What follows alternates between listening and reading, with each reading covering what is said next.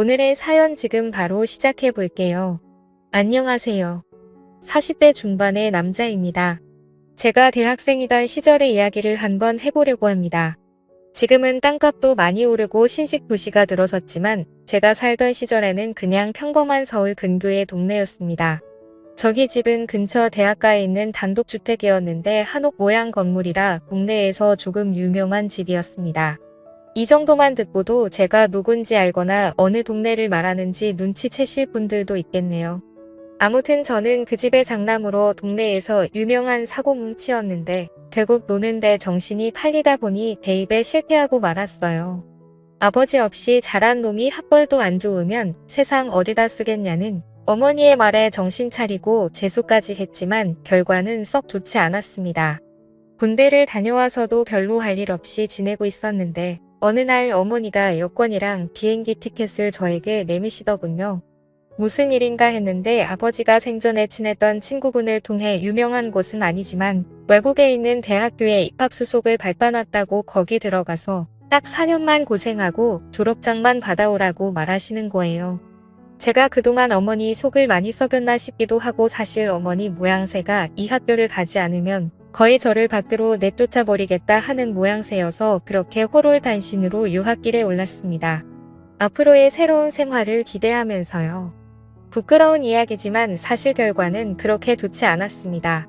첫 해에는 그나마 마음 잡고 공부를 하려고 했는데 공부를 잘하던 사람도 아닌데 갑자기 외국에 나가 다른 나라 말로 공부를 하라니 아주 고역이더라고요. 그런 힘든 시기를 보내는 건 저만이 아니었는데 학교에도 저같이 최종 학력을 위해 들어온 한국 친구가 있었습니다. 둘이 죽이 잘 맞기도 하고 해서 외국에서도 동네방네 사고를 치고 다니기 시작했는데 결국 학교에서 제적을 당하고 말았습니다. 두려워서 어머니께는 말씀도 못 드리고 이러고 저러고 있다가 결국 체류 기간이 끝나버려서 몰래 귀국했어요. 집 앞에 도착했는데 어머니가 날 보면 보고 싶었다고 좋아하실까?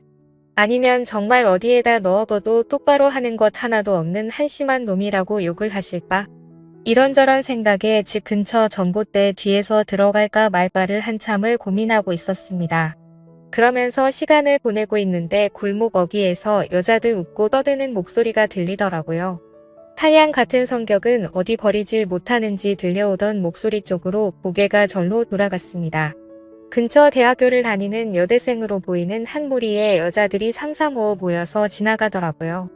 그 중에 키가 옆에 있는 다른 여자들에 비해 조금 작지만 그 여자들 무리 중에서도 얼굴이 제일 예쁘고 몸매는 그 중에서도 단연 돋보이는 여자와 눈이 마주쳤습니다. 그녀는 저를 조금 이상한 눈으로 쳐다보면서 지나갔어요.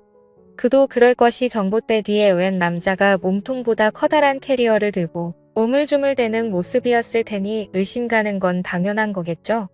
여자들이 지나가니 저도 모르게 고개가 따라갔는데 이 여자들이 한 명도 빠짐없이 전부 다 우리 집으로 들어가는 게 아니겠어요? 그래서 이게 무슨 상황이지? 하는 생각이 들었습니다. 더욱더 혼란해진 저는 집 대문 앞에는 발도 못 붙이고 계속 전봇대 뒤에서 무슨 상황인지 파악하느라고 가만히 있었죠. 그런데 얼마 안 있어서 경찰이 오더라고요. 수상한 남자가 집 앞에 서 있다고 신고를 받고 왔다고요? 경찰에게 저 여기 사는 사람이라고? 이 집 아들이라고 설명을 드렸는데 믿지를 않아서 결국엔 현관문 초인종을 누르게 되었습니다. 어머니는 식당에 일로 갔을 시간이라 없을 터이니 결국 아까 그 조그만 여자가 나와서 경찰에게 저 사람이 맞다고 수상한 사람이라고 하더라고요. 그렇게 경찰서까지 다녀와서 어머니에게 연락을 드리고 귀를 꼬집힌 채 질질 끌려 집까지 왔습니다.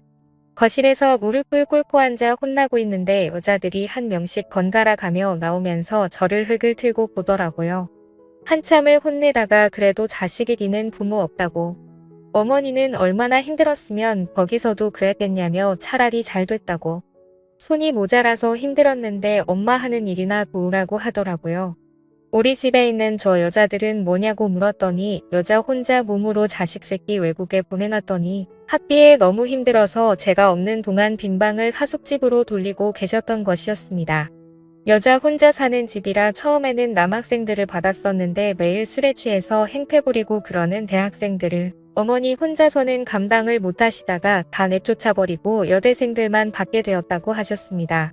제가 쓰던 방도 이미 여대생 중 한 명이 차지한 상태였고 저는 다락방 신세를 지게 되었어요.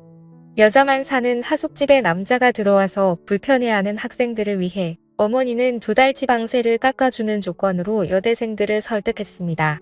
그 최고가 작은 여자가 저를 몹시도 불편한 눈으로 쳐다보고는 제가 쓰던 방문을 열고 들어가더군요. 저도 너무 화가 났습니다. 저 여자 때문에 경찰서도 다녀오고 심지어 제 방까지 빼앗긴 꼴이었으니까요. 덕분에 하숙집 손해를 많이 봤다며 식당 일을 도우게 되었죠. 아무튼 그렇게 5명이 여대생들과 동거 아닌 동거를 시작하게 되었습니다. 그래도 왕년에 여자 꽤나 울려본 저였던지라 같이 사는 여대생들하고 친해지는 건 문제도 아니었습니다. 오히려 여자들하고 같이 살게 되니 좋더라고요. 어디 멀리까지 안 가도 젊고 예쁜 여자들이 항상 집에 있고 친해지다 보니 술도 자주 마시고 무슨 일이 있을 때마다 저를 불러서 도움을 요청하는데 애인이 5명이 동시에 생긴 것 같은 기분이 들었습니다. 무더운 여름 때였는데 마당이 딸린 주택이다 보니 거기다가 자리를 깔고 술도 자주 마셨습니다. 미녀 여대생들과 마시는 술은 무엇보다 값진 추억이었어요. 그녀들이 여름이라 옷들도 시원하게 입고 있노라면 고개를 둘 곳을 찾지도 못할 정도로 어디를 봐도 숨이 턱 넘어갈 만큼 여자들에게 둘러싸인 환경은 남부러울 것 없었죠. 그런데 단 1명. 저를 보고 경찰을 부른 그 여자와는 도무지 친해질 수 없었습니다. 첫 만남부터 살짝 어긋난 것 때문인지 묘하게 저와는 거리감을 두더라고요. 어차피 하숙집을 떠나면 또 만나겠어 하는 생각도 있고 다른 여자들과는 사이가 좋으니 별로 신경은 쓰이지 않았습니다. 제가 지내는 다락방은 어머니가 지내는 방 바로 옆에 들어가는 문이 있었는데 그 문은 제가 살 때는 없는 문이었습니다. 학생 1명 더 받아보겠다고 무리하게 문을 만들어 개조를 했는데 아무리 잘 꾸며놔도 누가 곰팡 내나는 다락방에서 살고 싶어 하겠어요. 결국 방을 채우지 못하고 빈 방으로 내버려 두고 있었는데 마침 제가 돌아와서 지낼 수 있었던 거죠. 단열도 잘 안 되는 여름에는 지내기가 아주 죽을 맛이었습니다.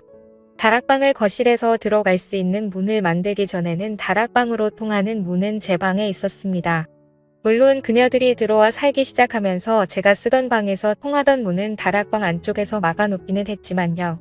하지만 그날은 특히 더 무더위가 기승을 부리는 날이었습니다.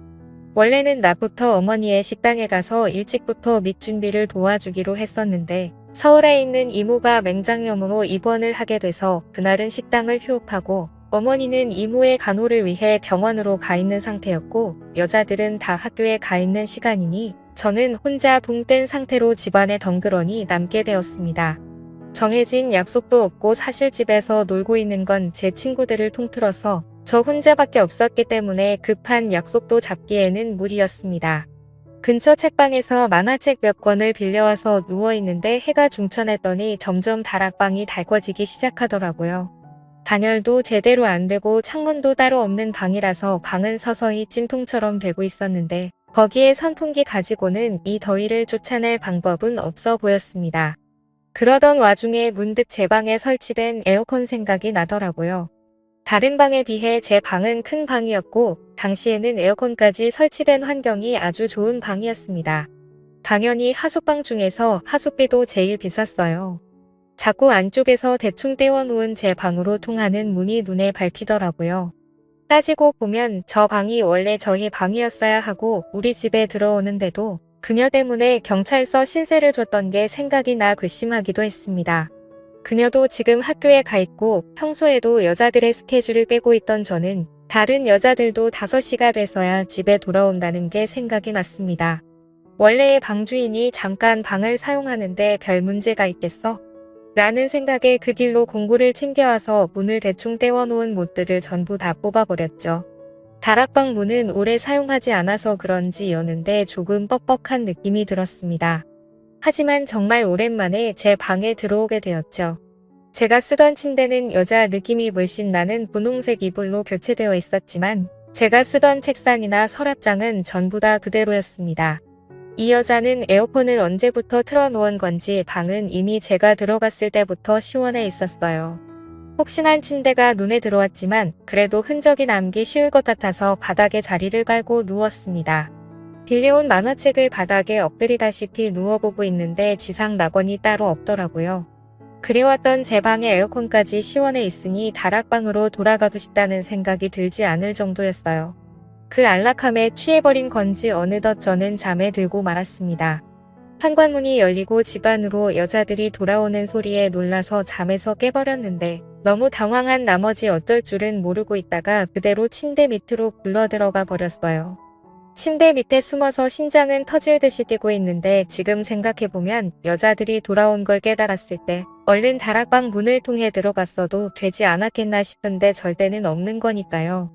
만약에 문이 삐그덕거리는 소리에 제가 들어왔던 걸 눈치채면 가뜩이나 사이도 안 좋은데 방에 몰래 들어왔다는 낙인이 찍히고 어머니가 하는 하숙집 사업도 망할 수도 있지 않겠나 싶어서 침대 밑에서 숨죽여 상황을 지켜봤습니다. 그녀가 방으로 들어왔는데 정말 심장이 터질 것만 같은 기분이 들더라고요. 너무 빨리 뛰어서 밖에서 들리지 않을까 하는 걱정도 되었는데 다행히도 그녀는 제가 침대 밑에 있는 걸 눈치채지 못한 것 같았습니다. 한참을 침대 밑에 누워있으니 몸이 뻐근하고 불편했지만 저와 어머니의 미래를 위해 숨어있는 걸 포기할 수는 없었습니다. 그 와중에 또 남자라고 침대 밑에서 그녀가 뭘 하고 있는지 너무 궁금하더라고요. 고개를 돌리니 그녀의 맨발밖에 보이지 않았는데 침대 밑틈으로 살펴보니 그녀는 책상 앞에 앉아 있었습니다. 저를 등지고 있었기 때문에 제가 고개를 살짝 빼도 눈치채지 못할 것 같았습니다. 확실히 얇은 나시티를 입고 있는 건 보였는데 밑에는 의자 등받이에 가려 뭘 입고 있는지는 확인이 되지 않았습니다. 그렇게 틈으로 그녀가 뭘 하고 있나 몰래 살펴봤어요. 책상 위에서 잠이라도 들면 도망칠 타임이냐고 생각을 했습니다. 얼마나 버틴 건지 이젠 파악도 안 되는데 그녀가 가방에서 무언가를 주섬주섬 꺼내더라고요. 그녀는 방 안에 혼자서 그녀만의 시간을 즐기기 시작했습니다. 혼자 중얼중얼거리기 시작하며 열심히 꼼지락댔어요. 그녀가 중얼대는 이야기를 들어보니 저는 참을 수가 없었습니다. 침대 밑틈으로 고개를 다시 빼서 그녀가 뭘 하고 있나 살펴봤는데 가방에서 꺼낸 종이 인형들을 가지고 인형극 같은 걸 하고 있었어요. 날카롭고 신경질적인 여자인 줄 알았는데 생각보다 아기자기하고 귀여운 취미를 가지고 있더라고요. 공주님이 어쩌고 왕자님이 어쩌고 하는데 그녀에게선 전혀 찾아볼 수 없던 이미지였기 때문에 저도 놀랐습니다. 한참 그녀가 혼자 떠드는 이야기가 끝나가고 저는 그녀가 혼자서 그러고 있는 걸 끝까지 지켜봤습니다. 그녀의 의외의 모습에 마음속 한구석에 이상한 감정이 생기는 것 같았습니다. 그렇게 그녀를 지켜보고 있었는데 그녀가 책상에서 벌떡 일어나더니 제 쪽으로 몸을 틀더라고요. 너무 찰나의 순간이라 제가 침대 밑으로 고개를 빼고 있는 것도 인지하지 못하고 그렇게 그대로 그녀에게 들켜버리고 말았죠. 그녀는 저를 보고 방이 떨어져 나갈 정도로 소리를 질렀는데 저도 그 소리에 깜짝 놀라 침대 밖으로 튀어나와서 그녀의 입을 틀어막고 미안하다고 사과하며 제가 다 해명할 수 있다고 그녀를 설득했습니다. 다락방이 너무 더워서 에어컨을 잠깐 바람 좀 쐬러 나왔다가 잠들어 버린 자초지종을 설명했는데 그녀는 그 상황은 이해하겠지만 그녀가 혼자서 즐기던 구연 동화를 들었다는 사실에 수치심을 감추질 못하더라고요. 저는 그녀의 동화를 끝까지 들었기 때문에 아니라고 처음 들어보는 동화였는데 그렇게 재밌던 동화는 없었다고 칭찬을 해주었는데 그녀가 의외하는 반응을 보이며 좋아하더라고요. 유치원 교사가 꾸민 그녀는 미래의 학생들을 위해 연습을 하고 있던 것이었습니다.